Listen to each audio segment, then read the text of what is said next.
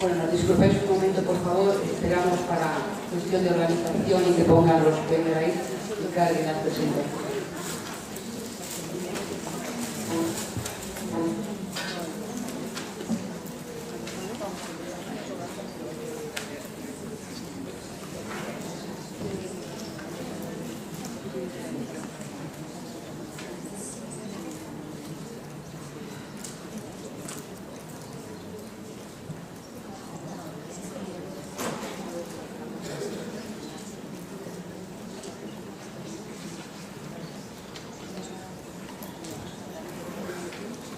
Vamos a ver, tenemos 3 personas supuestamente en la mesa: Ana Acosta Sarmiento. Ana Acosta no está. María Dolores Alcázar, sí. Y Yolanda García Fernández, sí. O sea, Ana Acosta no está. Bueno, pues. Vale.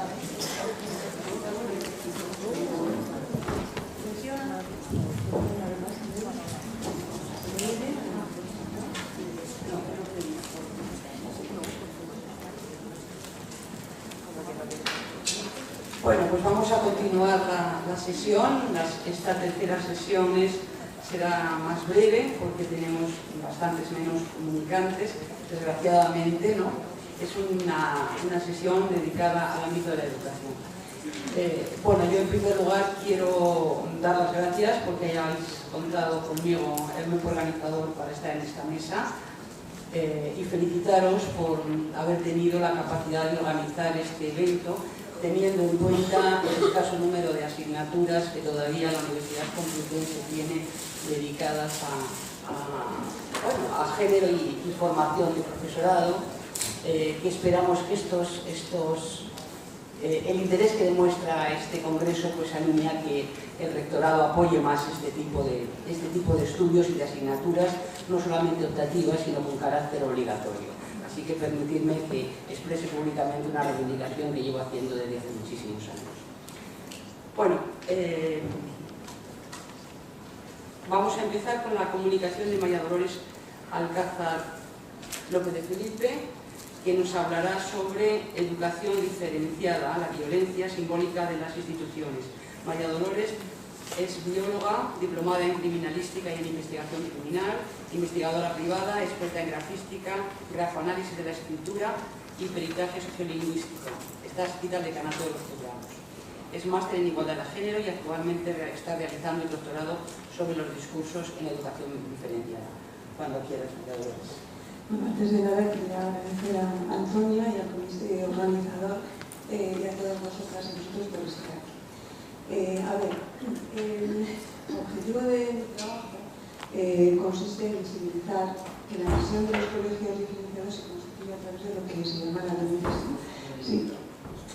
La violencia simbólica, que como bien ha definido la compañera de la primera mesa, Bourdieu la definió como un instrumento social inconsciente de dominación ejercido a través de los caminos de la comunicación y del conocimiento. Se impone como neutra y desde ese punto de vista es invisible y por lo tanto no necesita de justificaciones. Y además utiliza recursos intangibles como son el espacio y el tiempo, algo que es muy importante para posteriormente determinar la división sexual del trabajo, que constituye a su vez otro tipo más de violencia simbólica.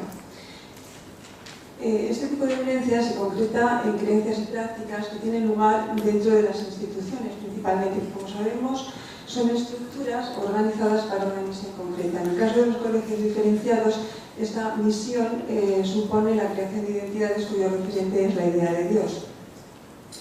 A través de esta idea se estructura la sociedad a través de jerarquías verticales en función del sexo, como sabemos. Aquí se torna necesario diferenciar considerar que la ideología está inserta en este tipo de educación. Van Dijk nos dice que la ideología no es concretamente el conjunto de conocimientos culturales que se aprenden en la escuela. Un mismo programa, sin embargo, puede impartirse de distintas maneras, un mismo programa educativo. porque la ideología, cuando se insertan estos programas, consiste en estructurarlos a través de categorías que determinan qué es lo que tiene valor o no valor dentro de un grupo concreto. Por esta razón, la ideología tiene naturaleza organizativa, aunque una ideología no es un sistema lógico, sino, como dice Gandhi, es un sistema sociopsicológico. Por esta razón, puede ser plenamente incoherente, pero esto a la ideología no le interesa, porque la ideología lo que hace principalmente es que permite organizar y coordinar acciones dirigidas a los intereses y metas del grupo dominante. Quien tiene poder, lógicamente, tiene poder para realizar un discurso y además para ser oídos. Las instituciones que imparten educación diferenciada son instituciones de poder. En el caso del Estado español, cuentan con aproximadamente 60.000 alumnos, entre las que dependen de los legionarios de Cristo y el resto que está supeditado que supedita la educación religiosa a la prelatura del Opus Dei, porque es un caso particular en el español. En otros países no necesariamente la educación diferenciada tiene que ver con las consignas religiosas, pero en nuestro país en concreto, salvo 2 colegios en todo el Estado, el resto dependen de o están relacionadas con organizaciones de tipo religioso dogmático. Por lo tanto, tienen poder, además de económico, porque son grandes empresas, no son colegios aislados, sino que son empresas que dispone cada una de ellas de multiplicidad de colegios. Está el Convento de Centros de Enseñanza, está Atendis, el Grupo COAS, la Institución Familiar de Educación en Cataluña y Baleares, más luego todas las EFAs, que son centros de formación profesional, que se reparten principalmente por las zonas rurales. Entonces, tienen poder para elaborar discursos y para ser oídas. Para llevar a cabo su misión de crear estas identidades en función de, digamos, la idea de Dios, se torna necesario, imprescindible, interiorizar mitos que implican comportamientos y funciones distintas que son incontestables. Y esto es de gran ayuda para esta función y comunicar a los sexos, lógicamente. Pues supongo que sabéis que la educación diferenciada se caracteriza porque niños y niñas están separados, o bien sea en colegios o bien sea en las propias aulas. La separación de sexos permite perfilar las identidades sin que ninguna de ellas se revele, porque permite organizar distintos refuerzos y recursos simbólicos para cada sexo, ya sea de una forma consciente o inconsciente. Entonces, de esta manera pueden controlar la producción simbólica. Y controlar la producción simbólica, según nos dice Van Dijk, implica controlar los procesos que están en la base del consentimiento. De esta manera podemos encontrar que las mujeres que han sido educadas a través de la educación diferenciada, aun siendo subordinadas, pueden manifestar que no se sienten oprimidas, porque el concepto de opresión es netamente subjetivo. Por eso es tan importante, en lugar de ir a preguntar a las personas si se sienten, si consideran que están subordinadas, es mejor ir a las instituciones, a las leyes, a las costumbres y averiguarlo directamente, porque de ahí se puede deducir efectivamente si existe o no opresión, independientemente del factor subjetivo que creo que induce a error. Y aquí es importante diferenciar entonces entre lo que es educación y lo que es adoctrinamiento. La idea de educación lleva implícita la elección, plantear distintas posibilidades a los educandos y que estos puedan elegir. Es decir, implica la capacidad crítica y el compromiso social de la persona que está siendo educada. Sin embargo, el adoctrinamiento proporciona un conjunto de creencias dogmáticas que se deben aceptar incondicionalmente. Bueno, en este sentido, el discurso de la educación diferenciada tradicionalmente se ha basado en 2 tipos de reduccionismos. Anteriormente, a la actualidad, se basaba en argumentos de tipo religiosos y morales, porque se consideraba que las niñas directamente habían de ser educadas para la función que desempeñan en la sociedad como madres y esposas. En la actualidad, este tipo de reduccionismo no es correctamente político y se emplea a otro tipo de argumentaciones más actualizadas que tienen que ver con la genética de las personas. Se piensa que hay diferencias de maduración física, psíquica, cognitiva entre niños y niñas, y de ahí se deduce, se hace un salto conceptual, y se considera que por esa razón son diferentes genéticamente y han de ser educados de manera distinta, separándolos. Obviamente esto es por una parte un reduccionismo biológico y por la otra es un reduccionismo cultural o sociológico. Nos dice María Jesús Izquierdo que la respuesta crítica a esto surge del interaccionismo, por lo que no puede afirmarse que el comportamiento esté determinado genéticamente ni que sea reflejo en exclusiva de la construcción social, ya que todas las causas del comportamiento son simultáneamente sociales y biológicas y por lo tanto todas pueden analizarse a distintos niveles.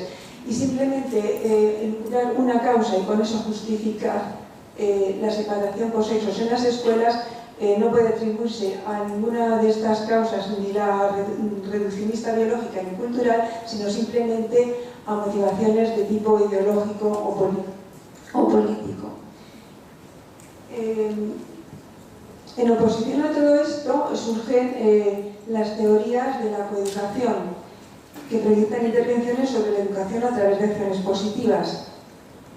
Desde la educación se considera que la base identitaria de cada alumno es diversa y por lo tanto se ha de igualar por arriba y no homogeneizar por abajo.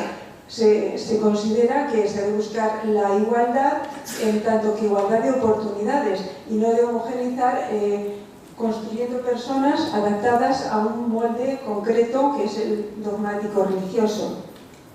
Y Santos Guerra incide en la función transformadora de la escuela de manera que se puedan modificar este tipo de creencias y valores obsoletos y propugna la apertura de los centros al entorno y la flexibilidad y la innovación en la escuela. Y por otra parte, Tubilla Rayo nos dice que las metodologías empleadas en la educación nunca deben estar supeditadas al poder, sino que deben incidir en la participación del alumno y deben tener un carácter dialógico. De otra forma, los niños y las niñas no son educados, sino socializados y además adoctrinados de una forma dogmática. Aquí me quedo porque no tengo tiempo para más, ¿verdad? Pues como quieras.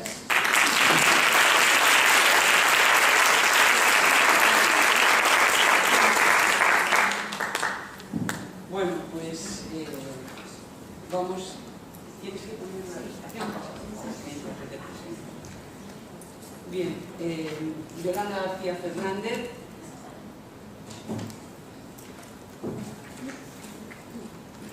Perdonad ahora. Es graduada en Humanidades por la Universidad de Carlos III y máster en Teoría y Crítica de la Cultura por la misma universidad. Actualmente es miembro del Instituto Universitario de Estudios de Género de la Universidad Carlos III de Madrid y está inscrita en el programa de doctorado bajo la coordinación de la directora de la misma, Rosa Sansegundo, y la profesora María Victoria Pavón, integrante también del Instituto. Su investigación se centra en los factores que sostienen y perpetúan la ausencia de las mujeres en el currículum escolar. Y el título de su ponencia es La sistemática ausencia de las mujeres en los itinerarios formativos en la Comunidad de Madrid y, por ende, en el sistema educativo español. Cuando quieras, Elena. Bueno, pues buenos días a todos y igual que mis compañeras, doy gracias a la organización por haber admitido la presentación. Y bueno, como tenemos poco tiempo, pues voy rápidamente a contar lo que he venido a decir. Bien, pues mi comunicación efectivamente trata sobre la ausencia de las mujeres en los libros de texto. Las investigaciones sobre sexismo y libros de texto en España se remontan a los años 80, donde empiezan ya a analizarse la presencia y la apariencia con que las mujeres aparecen en los manuales de texto. La UNESCO entiende el libro de texto como el tipo de material curricular compuesto por texto e imágenes y diseñado para proporcionar determinados resultados educativos. Y a día de hoy, aunque las TIC se están implantando, el libro de texto sigue siendo el material didáctico más utilizado en el aula. Tiene como función socializar a la población estudiantil de acuerdo a los modelos dominantes. Y en los libros de texto, en las imágenes, en las actividades, se ve reflejado un patrón donde sistemáticamente las mujeres están invisibilizadas. Este patrón, durante 8 horas diarias, 9 meses al año, inoculándose en la mente de las niñas y los niños, termina por convertirse en una referencia tan naturalizada de manera que ya no se puede contemplar otra posibilidad. En los textos no solo existe una disparidad numérica entre hombres y mujeres, sino una diferenciación incluso muy acusada entre las actividades que desarrollan unas y otros. Las mujeres suelen ser definidas por la pertenencia siempre a otro ser humano, mientras que los hombres se muestran activos en sí mismos. La contribución de las mujeres a la historia sigue siendo sistemáticamente invisibilizada e infravalorada. Si bien es cierto que se ha ido avanzando desde los años 80, las mujeres se han ido incorporando al currículo escolar, hemos pasado de no aparecer en ningún libro de texto en los años 80 a tener aproximadamente como un 12% de presencia en 30 y tantos años. Bien. Con la revisión bibliográfica de los trabajos que estoy investigando hasta el momento, he encontrado como unas 24 investigaciones desde Marina Subirats, Ana García Blanco, Ana López Navajas en el 2014, y todas ellas demuestran que los materiales didácticos, si bien van reproduciendo, como digo, menos prejuicios, ya tenemos ese 12% de presencia, las mujeres siguen siendo una asignatura pendiente. Más allá de Marie Curie, de sus 2 premios Nobel, que son estupendos, siguen sin aparecer más mujeres en el currículo escolar. Y el alumnado tiene derecho a conocer al resto de la humanidad, al 50% de la humanidad restante al que no se nombra. Porque las niñas, en este sentido, no tienen un referente en el que mirarse. Y los niños no pueden creer que comparten con sus compañeras los mismos derechos si el mundo en el que se miran no las ve. Un ejemplo meridiano de esto... bueno, estas son las imágenes donde veis que los niños no aparecen. Todas estas mujeres no aparecen en ninguno de los manuales. Bueno, Sor Juana de la Cruz también puede, pero María de Zayas, por ejemplo, al lado de Lope de Vega en Corazón. Un ejemplo meridiano y común que también suele aparecer es atribuir los méritos conseguidos por las mujeres a los hombres. Y, por ejemplo, nos dicen a las mujeres, nos concedieron el voto, cuando la enunciación correcta sería las mujeres consiguieron el derecho al voto después de la Primera Guerra Mundial. En general, lo que he podido comprobar hasta ahora es que los resultados, 30 años después, continúan dibujando una situación muy similar en lo que a la incorporación a la igualdad se refiere. Si es verdad que ahora aparecen, si es verdad que se cuida un poquito el lenguaje, pero sigue siendo el hombre el que aparece en los libros de texto, no el ser humano, el campesino y no el campesinado. Como, digamos, que le hayan puesto... Como que ahora es políticamente correcto incluir a las mujeres y aparecen como pegotes para que queden bien, pero no hay realmente una incorporación verdadera. Esta invisibilidad no nos es desconocida y, como Gloria decía, pues se aborda en los foros académicos, universitarios, y por ello, como ella bien decía, cabe preguntarse cuáles son las estructuras que, y es en lo que estoy investigando y lo que me tiene más inquieta, cuáles son las estructuras que actúan dentro del sistema y perpetúan la ausencia de las mujeres en los programas curriculares de nuestro sistema educativo. ¿Cuáles son las causas de la desconexión que existe entre la investigación que se realiza, que hay un montón de estudios hechos y de tesis, pero la puesta en práctica de mecanismos efectivos que llegue al aula se rompe? Ahí hay una desconexión y no... yo no sé todavía por qué, es lo que estoy investigando. Para ello, pues he hablado con las editoriales. Y bueno, no hay una editorial que no te diga que no está preocupada por la igualdad y que su editorial, ella se encarga y cuida el lenguaje. Pero esta afirmación dista mucho de la realidad. El compromiso, la formación en igualdad para las profesionales y los profesionales del mundo de la edición es una necesidad imperiosa.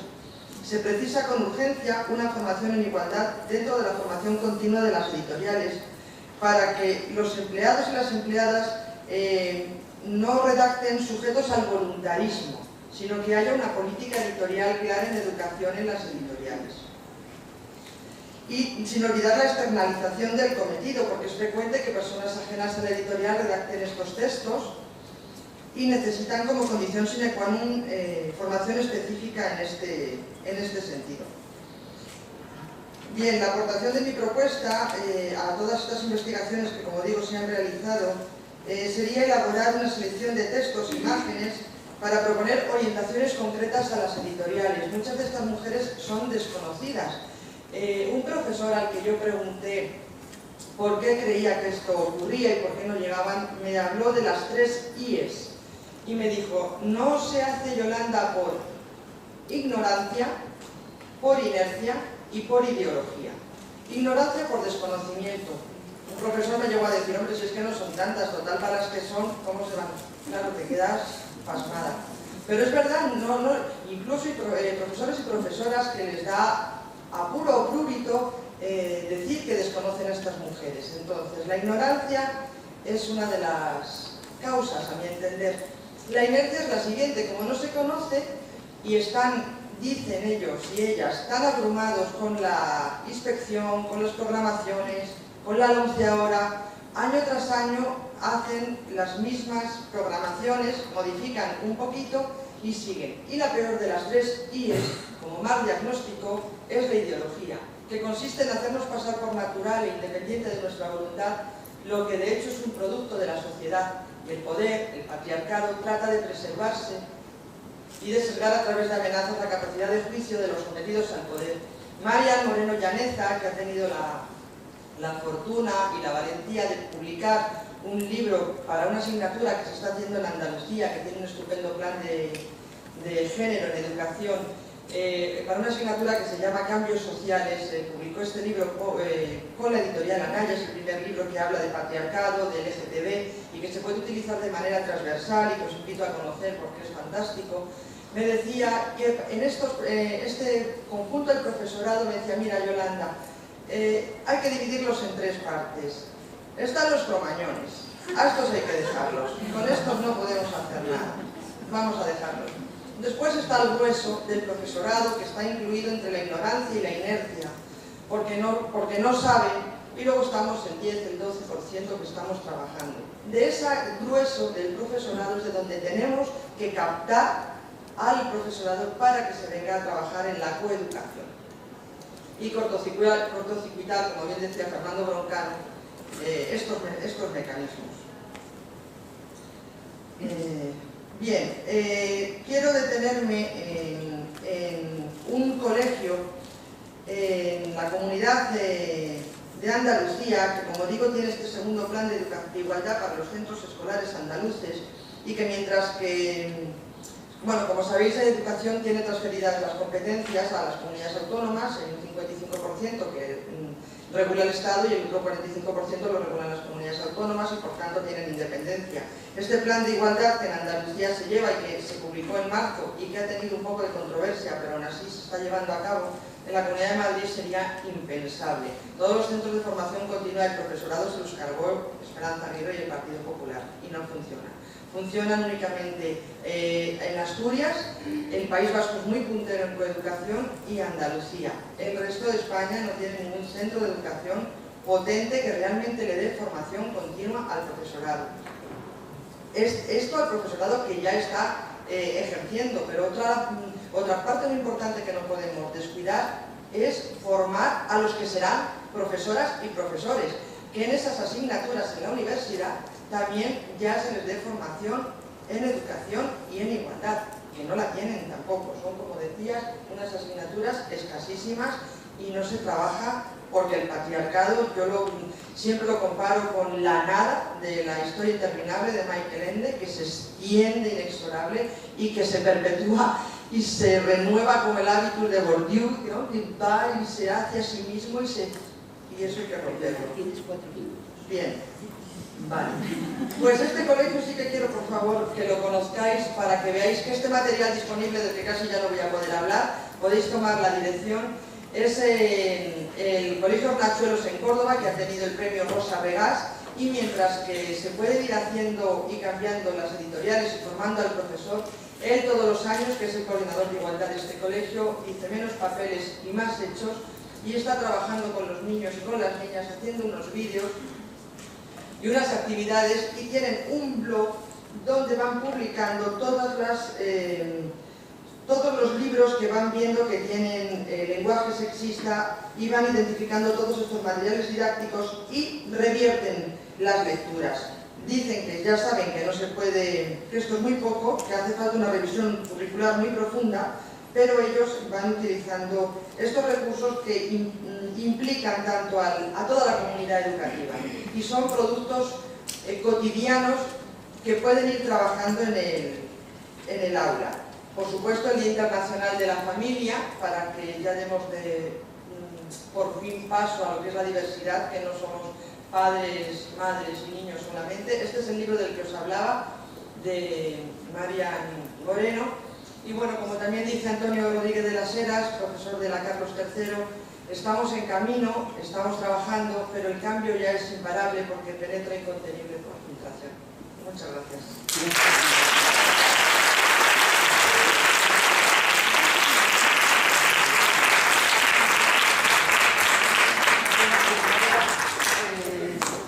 Tenemos dos intervenciones de colaboración para enriquecer el debate.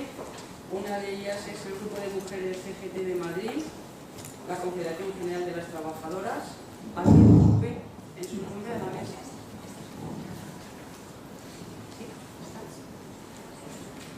¿Queréis subir a la mesa, por favor? El Grupo de Mujeres es un espacio para las mujeres, nos dicen ellas mismas, es un espacio para nosotras en el que nos organizamos para reivindicar nuestro papel dentro del sindicato. Organizamos eventos, nos unimos para representar a las mujeres en manifestaciones, instituciones, etc. Pero como van a hablar ellas, mejor paso del resumen y les damos todo el protagonismo. Muchas gracias. Un segundo. La segunda persona que nos acompañará es Paula Ríos, que está a mi derecha, y después la presentaremos. Bueno, en primer lugar, queríamos agradecer la invitación y que nos abráis este espacio para acercarnos, que no estamos acostumbradas a tener este protagonismo. Y daros la enhorabuena por la iniciativa, por las jornadas, que lo valoramos muy positivamente y tenemos mucha necesidad de hablar de mujeres y de hablar de feminismo en la universidad y en la sociedad. Para nosotros es muy importante, cuando empezamos a hablar de feminismo, ubicar desde qué feminismo queremos hablar, porque feminismos, como las personas, somos muchos y muchas, y maneras de pensar y definirse como feministas, pues también hay muchas. Habéis hablado de las sufragistas, lo que nosotros llamamos como el feminismo de los derechos, ¿no? Cuando las mujeres exigían tener los mismos derechos que los hombres, exigencias que todavía tenemos hoy en día, cuando hablamos de que no soportamos más ni la violencia, ni la brecha salarial, ni la falta de igualdad de oportunidades, o sea, datos que hoy en día todavía no hemos alcanzado, ¿no? Para nosotros esto lo que significa un poco es que las leyes no son suficientes para garantizarnos que realmente nosotras podamos vivir en igualdad, ¿no? Entonces necesitamos dar un paso más en ese feminismo. Cuando habéis hablado de las mujeres en educación, me parece muy interesante y me estaba acordando de una exposición que han inaugurado hace poquito, en septiembre, en Alicante, que se llama Memorables, Insignes e Intrépidas. Y da un repaso que os invito a que vayáis o que las invitéis aquí en la universidad a venir, porque esas realmente no eran únicamente nuestras referentes, ¿no? Las mujeres sufragistas de Gran Bretaña que nos conocían en la película, que tenemos que... Antes el sufragismo se ha estado exigiendo desde Nueva Zelanda, tenemos a feministas como Lucy Parsons, o sea, de otros orígenes étnicos, socioculturales, de otros países que desde aquí en Europa hemos invisibilizado, ¿no? Incluso las propias feministas. Y este sería un poco el feminismo de segunda ola, que rechaza el colonialismo, ¿no? Y que se posiciona y dice, no podemos ser feministas solo las blancas, burguesas, heterosexuales, mujeres por las que vamos a luchar porque tengamos todas y todos los mismos derechos, son también las negras, las gitanas en España, origen inmigrante, o personas con diferencias funcionales, o sea, todo lo que la sociedad y el patriarcado, pero también el capitalismo, que vamos a hablar luego, ¿no? Se preocupa muy mucho de ocultar. Nos ofrece un modelo heteronormativo, ¿no? Que es como la única vida que merece la pena ser sostenida, y para que todo el resto no existimos, sino que estamos al servicio, ¿no?, de esas vidas que merecen la pena ser sostenidas.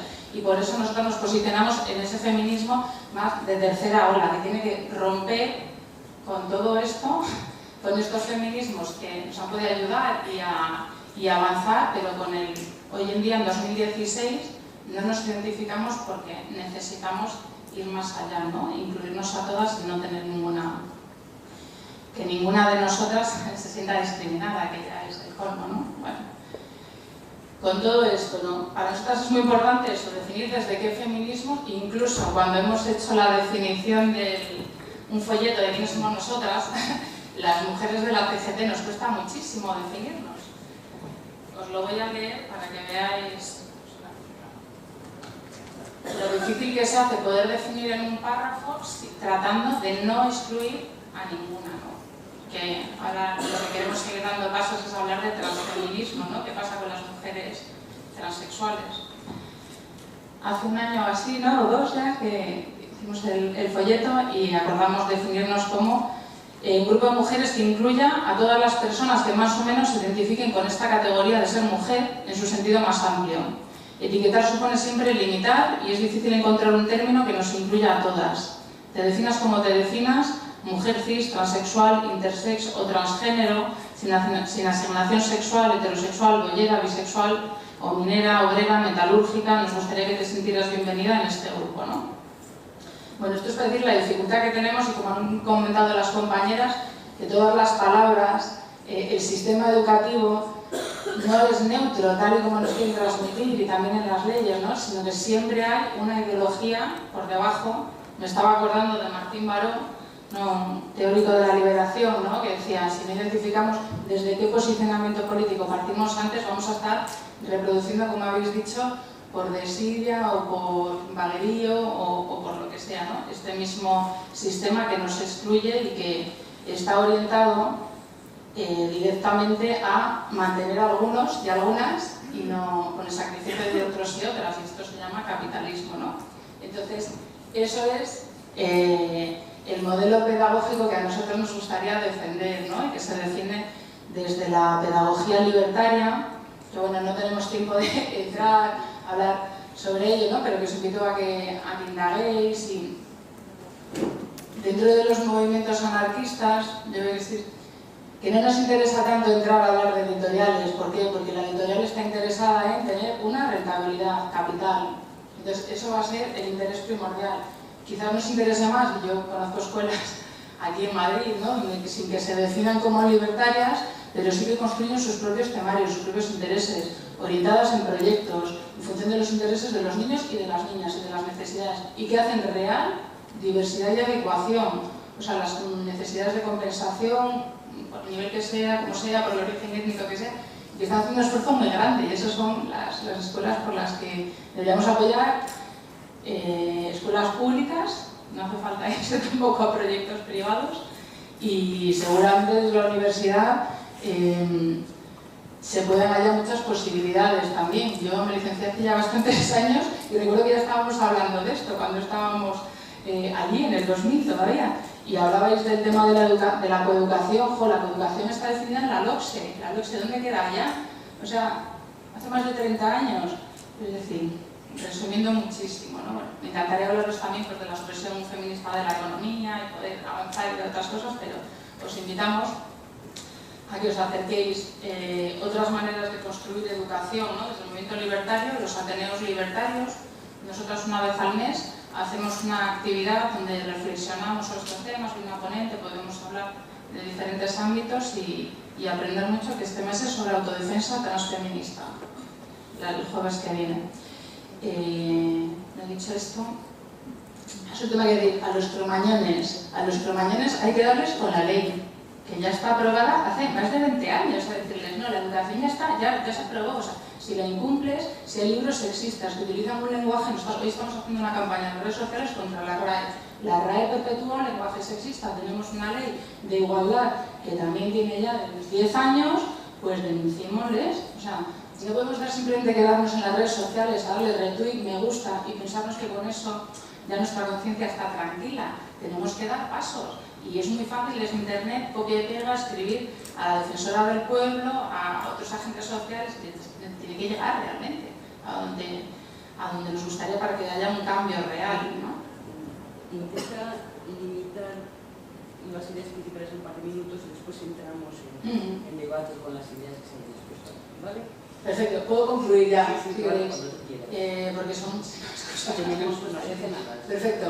Me hubiera encantado también que nuestra compañera Ana hablara un poco de su experiencia en colectivos sociales donde están tratando de transformar la realidad en un mundo más justo para las mujeres, y las mujeres, cuando luchamos por nuestros derechos, luchamos por las de todos y todas, menores, personas ancianas, excepcionalidades, todo lo que sea.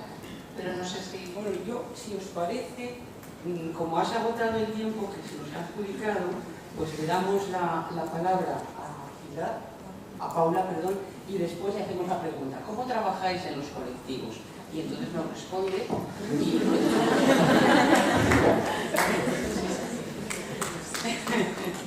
Bueno, pues Paula Ríos Vázquez ha obtenido el título superior de piano con premio extraordinario fin de carrera en el Conservatorio Superior de Música de Vigo y prosigue sus estudios en la Academia de Música de Basilea, donde realizó un máster de interpretación y un posgrado de solista.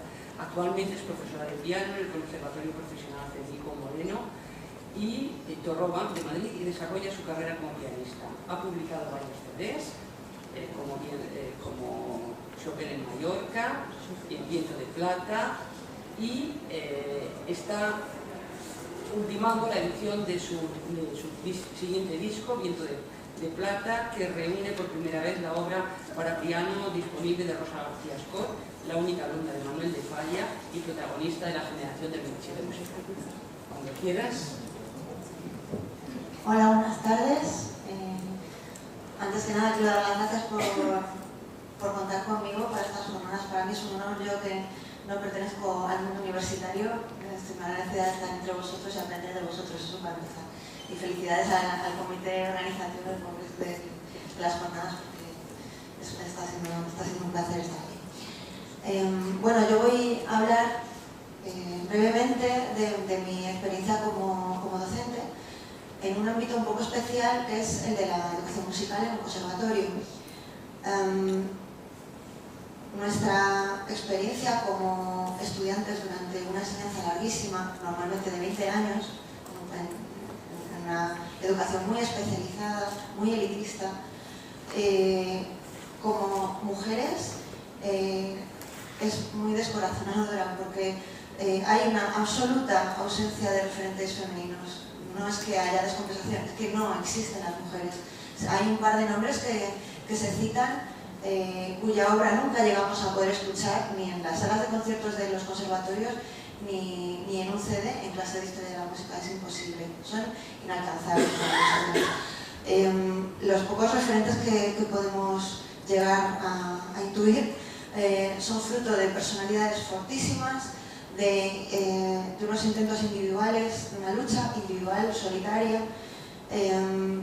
o bien son personajes cuyos relatos estructuran siempre vinculados a hombres. Son hermanas, son hijas, son esposas, con lo cual nosotras implícitamente, hablo como mujer, supongo que los estudiantes reciben el mismo mensaje que nosotras, evidentemente.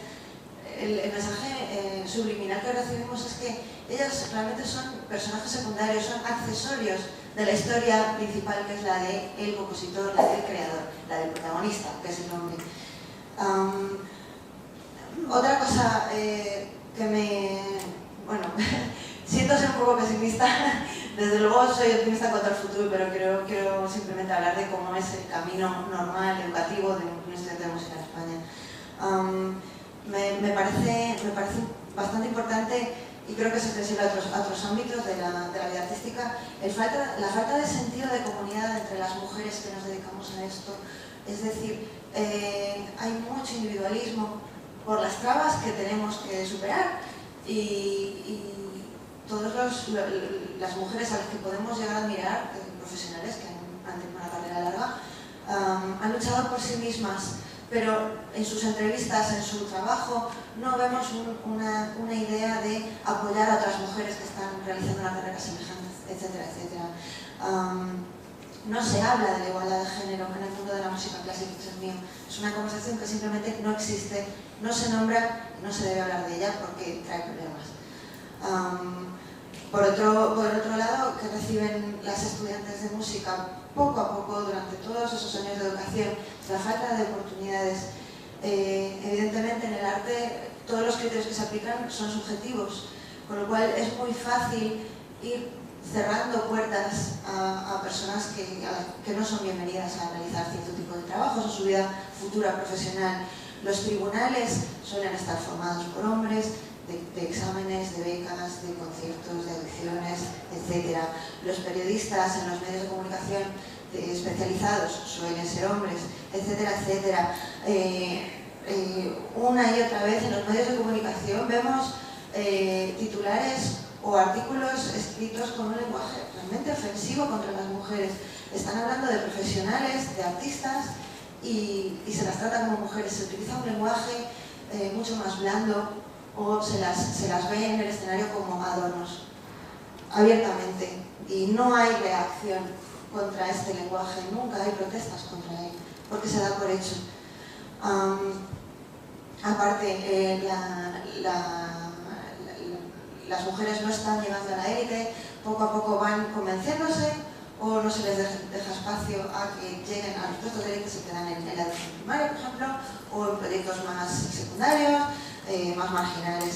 El lenguaje también está asociado a los hombres, los valores positivos de una intérprete, etcétera, suelen ser virtudes normalmente asociadas a los hombres, etcétera, etcétera. Y poco a poco eso hace mella en las estudiantes y crece una sensación de no pertenecer a este mundo.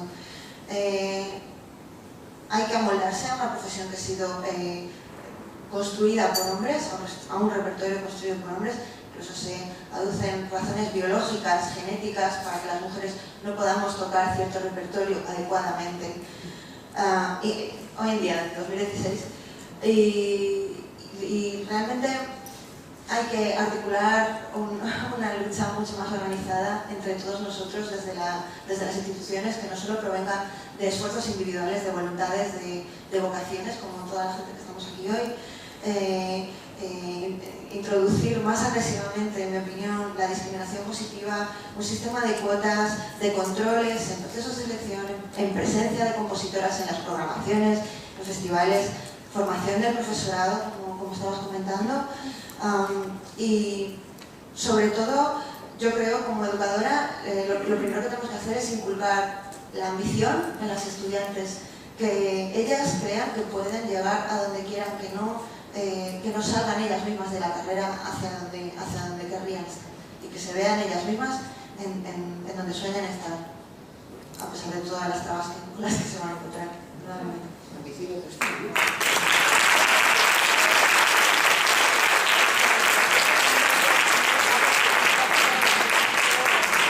Bueno, aunque no hemos estado muchas personas, yo creo que han salido temáticas extraordinariamente importantes, algunas conectando pues, con las deficiencias o las discriminaciones que hay en otros campos que se han presentado esta mañana.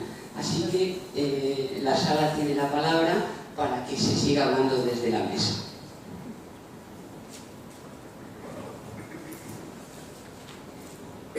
A mí me interesaría mucho que nos comentaran las compañeras de CGT un poquito cuáles son esas experiencias de pedagogía libertaria y si tenéis algún ejemplo concreto en la Comunidad de Madrid que nos podáis acercar. Muchas gracias a todas las ponentes que habéis sido maravillosas. Hola a todas, mi nombre es Ana. Nosotras, en relación a las experiencias, tanto la teoría que manejamos como el enfoque que pretendemos desde el sindicato, el enfoque analista de la educación principalmente analiza y critica la sobrevaloración que se hace de la educación formal. La pedagogía libertaria no solo se produce en la institución educativa como la conocemos, sino que incide especialmente en otros espacios en los que también se produce intercambio y desarrollo de conocimientos. En estos casos, sobre todo en el anarquismo español, en la época de auge, por decirlo de alguna manera, en los años 20, 30, las experiencias que tenemos fueron ateneos libertarios, escuelas pedagógicas. Actualmente, además de ateneos libertarios que se siguen manteniendo, también apostamos mucho por el asociacionismo, trabajar en colectivos y un poco la educación no formal, que se producen en espacios que no están jerarquizados. Creemos que es muy importante para la emancipación y para el empoderamiento precisamente eso, el intercambio de ideas en un espacio en el que no existan estructuras de poder y que no haya jerarquías. La horizontalidad creemos que es necesaria para poder formarse libremente. Por eso, además, como mujeres y como feministas, apostamos mucho por los espacios no mixtos, porque está demostradísimo que,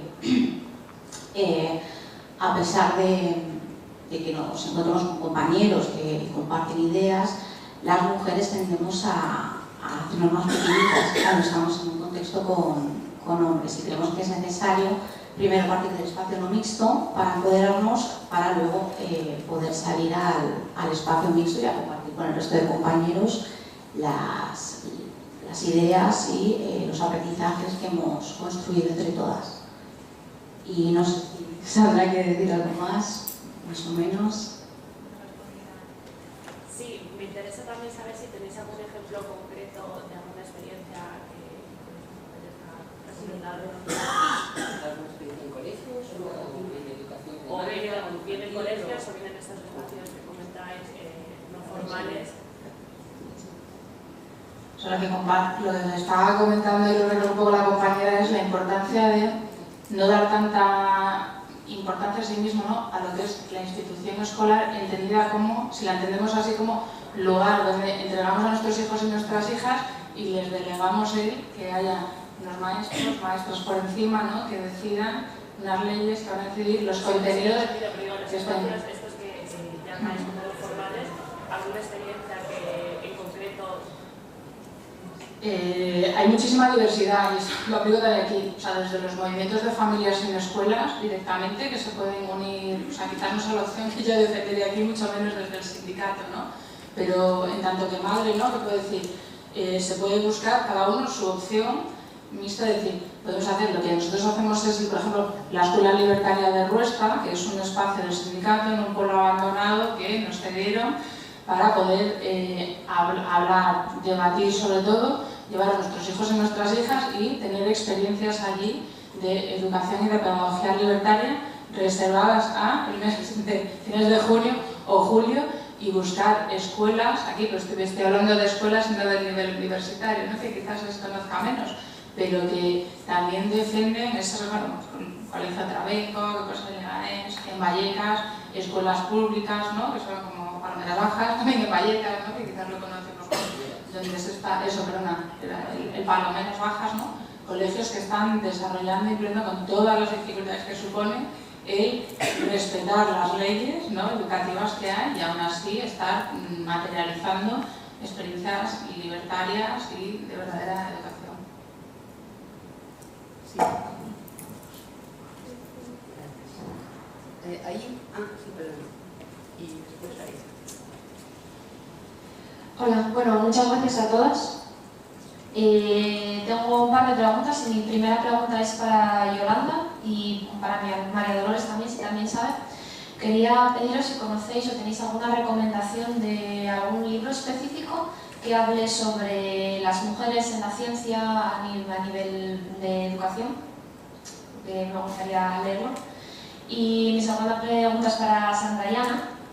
Esto que habláis de la educación libertaria y todo eso, y la búsqueda de esta horizontalidad y todo este tema, me causa un poco de confusión porque la idea que yo tengo del libertarismo es que es una ideología, una filosofía política que defiende mucho el capitalismo y el libre mercado y muy individualista. Liberalismo. Libertario, claro. Y vosotros decís libertario como liberal o no libertario como la ideología libertaria. Vale, ya está, esa es la duda. Gracias. este no llega. Hola, hola. Sí, acércate, por favor. Vale, sí. Bueno, títulos en la cabeza como tal, ahora mismo no tengo, pero si me dejas el email yo te puedo mandar las páginas web donde vas a encontrar información para mujeres en la ciencia. A lo mejor esta página ya la conoces. Hace poco descubrí un juego de cartas que además te lo puedes descargar y se imprime para que las niñas y los niños jueguen con mujeres científicas, ¿no? Me parece que era fantástico el recurso y lo encontré aquí. Y luego, bueno, es que no lo he podido decir en la comunicación ya, estamos trabajando ahora dentro del marco de Horizon 2020, estamos esperando a ver si nos aprueban un proyecto para visibilizar a todas estas mujeres e incorporarlas por asignaturas y por cursos y por universidad secundaria, primaria o etc. para visibilizarlas y poder ofrecerlas a las editoriales por si los quieres utilizar todo ese material. Y dentro de estas páginas que te digo están todas estas mujeres y habrá títulos seguramente que te puedan ayudar. Pero así ahora mismo hay que un título. Bueno, el Instituto de Investigaciones Feministas tiene publicado un libro sobre mujeres científicas y si entráis en la página web de la Biblioteca de la Complutense y ponéis mujeres y ciencia o mujeres científicas, encontraréis un número suficiente de títulos para iniciaros en este conocimiento, ¿no? Si buscas un pensamiento libertario también. ¿Más preguntas? ¿Cree que hay? Sí. Bueno, ay, perdón. Creo que ella quería también.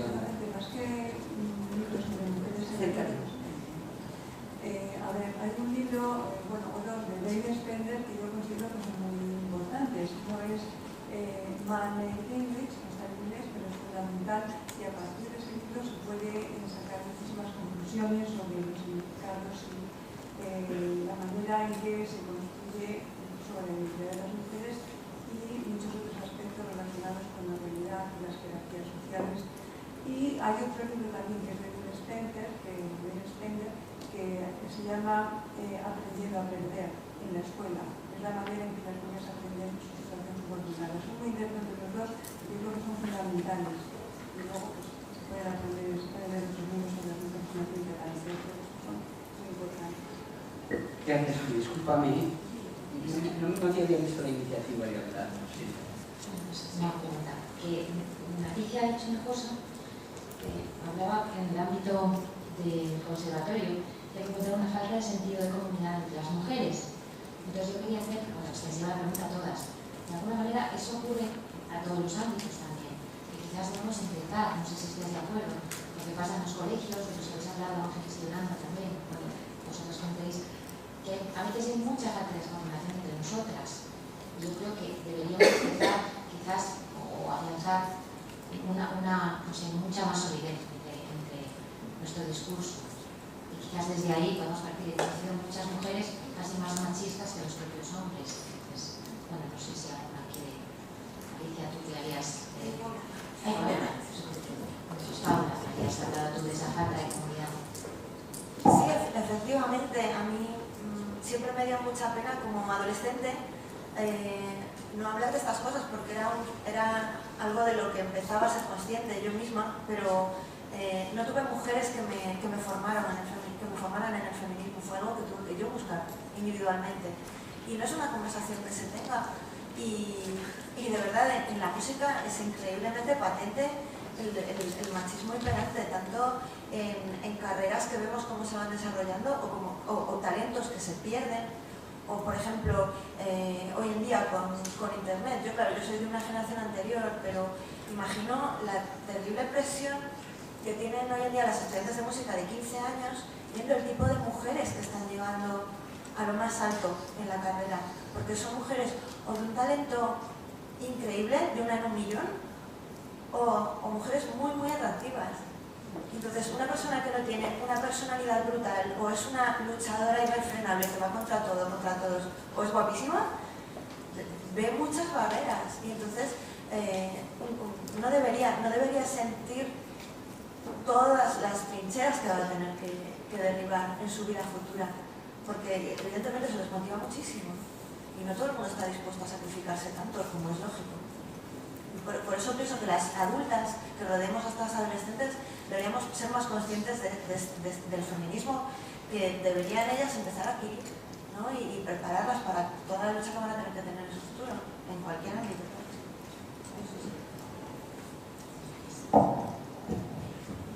¿Más preguntas?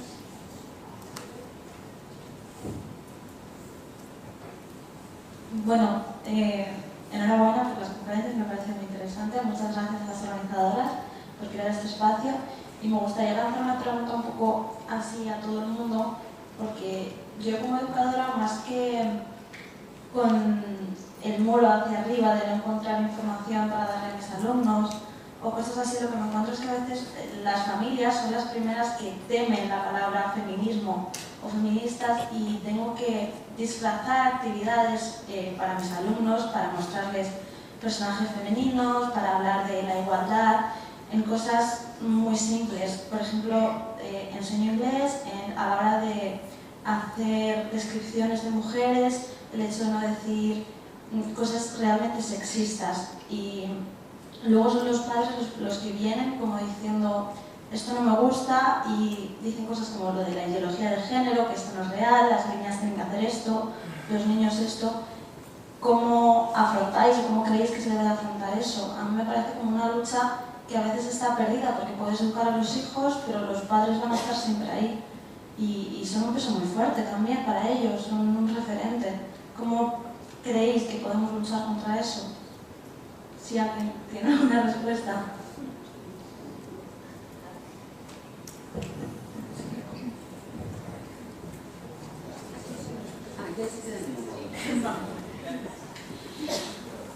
Bueno, frente a lo que decías, es cierto que realmente te estás enfrentando con todo un sistema, no solo con los padres y madres, ¿no?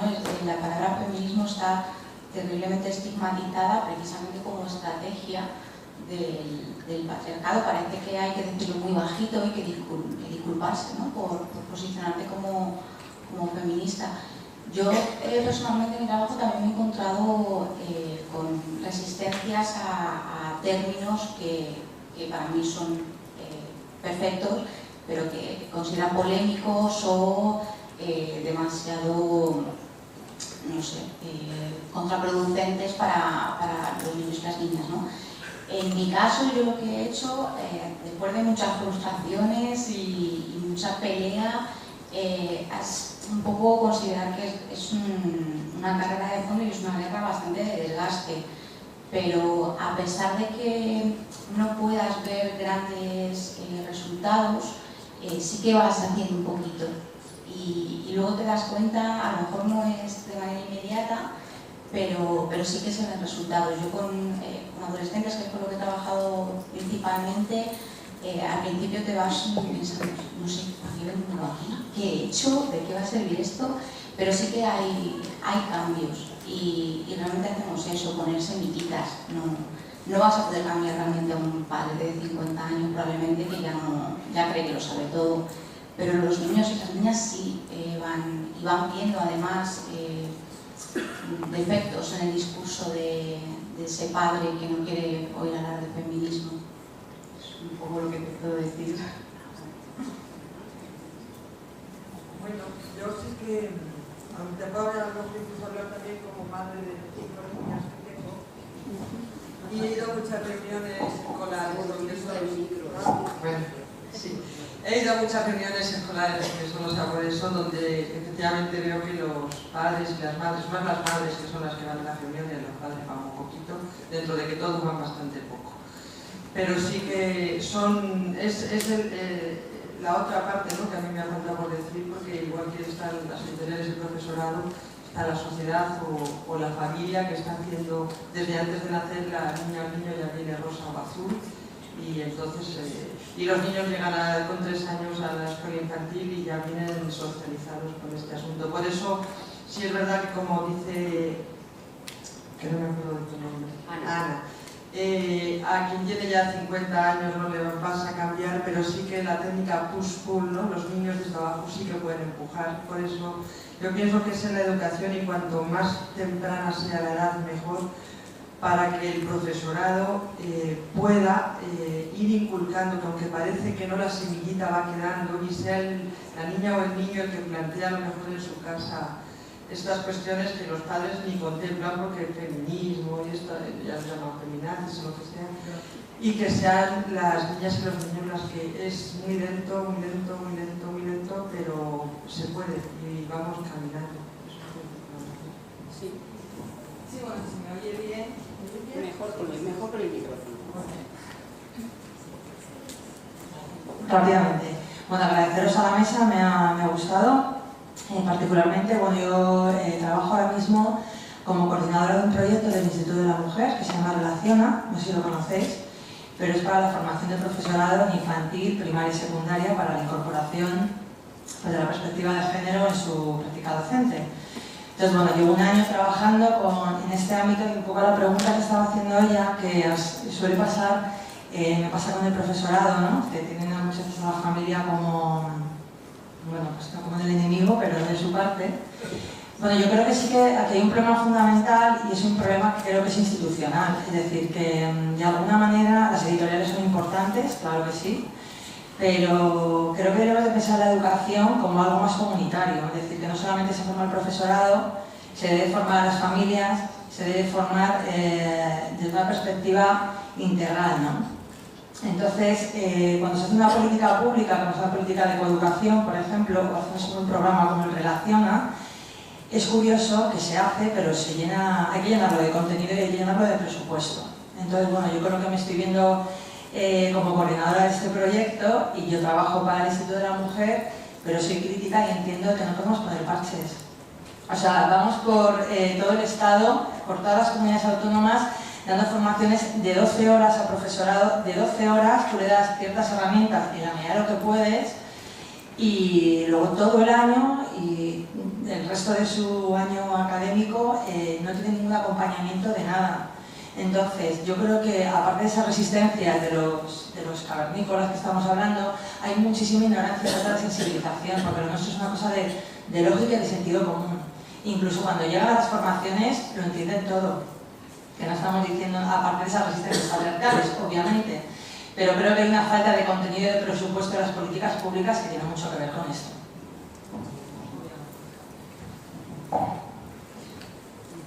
Bien, pues no hay más palabras, hemos superado ampliamente el horario que teníamos previsto, así que